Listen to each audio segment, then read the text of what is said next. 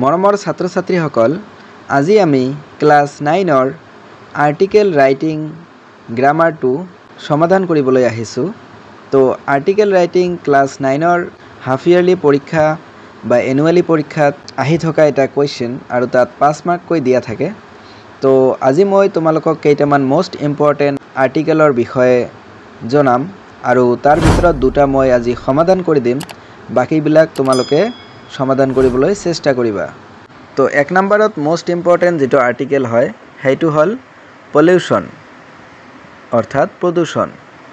তো ইয়াৰ এনসাৰটো লিখিবা, pollution is one of the biggest problems facing our world today. It occurs when harmful substances enter the environment, making it unsafe for living beings. There are several kinds of pollution that affect our planet.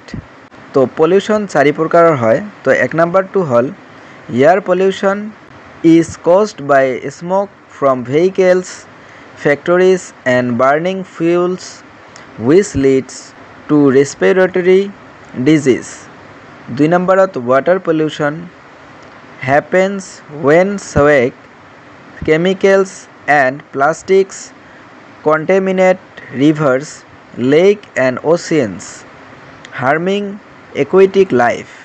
3 number pollution to hol soil pollution results from the excessive use of fertilizer and dumping of waste, reducing soil fertility.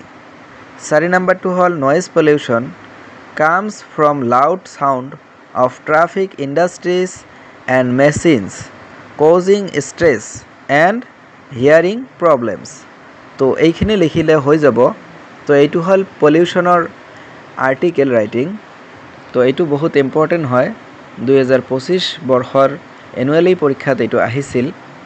2 নম্বৰ important আৰ্টিকেলটো হল protection of the environment অৰ্থাৎ পৰিৱেশ সংৰক্ষণ। তো ইয়াৰ এনসাৰটো লিখিবা, the protection of the environment is one of the most important challenges facing humanity today. Rapid industrialization, deforestation, pollution and the excessive use of natural resources have caused serious harm to our planet. Air, water and soil pollution threaten human health and the survival of many species. To protect the environment, we must adopt sustainable practices such as recycle, reducing plastic use, conserving water, and promoting renewable energy sources like solar and wind power. Planting trees and protecting forests help maintaining ecological balance and reduce the effect of climate change. Government should enforce environmental laws while individuals can make small but meaningful changes in daily life, like using public transport and avoiding waste.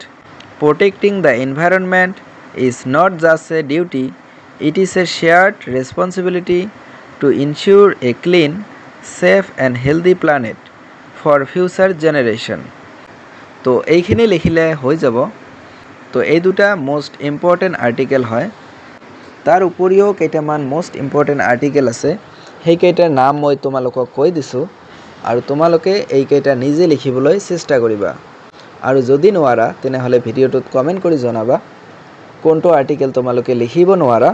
তো মই সেইটো আৰ্টিকেলৰ বিষয়ে আৰু এটা video' বনাই দিম। তো 3 number important আৰ্টিকেলটো হ'ল অন গোয়িং টু স্কুল অৰ্থাৎ স্কুললৈ গৈ থকাৰ সময়ত। তো স্কুললৈ যোৱাৰ ক্ষেত্ৰত বা স্কুলৰ বিষয়ে তুমি কিবা লিখিব লাগে। তো স্কুল তুমি কেনেকৈ যোৱা, তো স্কুলত গৈ কি কি কৰা বা স্কুলৰ পৰা আহি তুমি কি কৰা, সেইখিনি তোমাৰ আটাইখিনি লিখিব লাগিব। তো 4 নম্বৰ মোষ্ট ইম্পৰ্টেণ্ট আৰ্টিকেলটো হ'ল কৰাপশ্যন আৰু 5 নম্বৰ মোষ্ট ইম্পৰ্টেণ্ট আৰ্টিকেলটো হ'ল anti social activities in your area locality. 6 নম্বৰ আৰ্টিকেলটো হ'ল unemployment problem in your district. 7 নম্বৰ আৰ্টিকেলটো হ'ল চাইল্ড লেবৰ অৰ্থাৎ শিশু শ্ৰমিক। তো এইকেইটা আৰ্টিকেল মোষ্ট ইম্পৰ্টেণ্ট আৰ্টিকেল হয়। তো তোমালোকে এইকেইটা আৰ্টিকেল জানিব লাগিব আৰু আৰ্টিকেলটো ইয়াৰ ভিতৰত কমন নপৰিলে তোমালোকে বনাইও লিখিব পাৰা। তো আৰ্টিকেলটো মুখস্থ কৰাতকৈ তোমালোকে যদি বনাই লিখিব পাৰা সেইটোৱে ভাল হয়। তো তোমালোকে অলপ মেকিং কেপাচিটিটো বনাব লাগিব আৰু তাৰ উপৰি যদি তোমালোকে একেবাৰে আৰ্টিকেল ৰাইটিংটো কমন নপৰে বা লিখিব নোৱাৰা তেনেহ'লে তোমালোকে ষ্টৰি ৰাইটিং লিখিব পাৰা।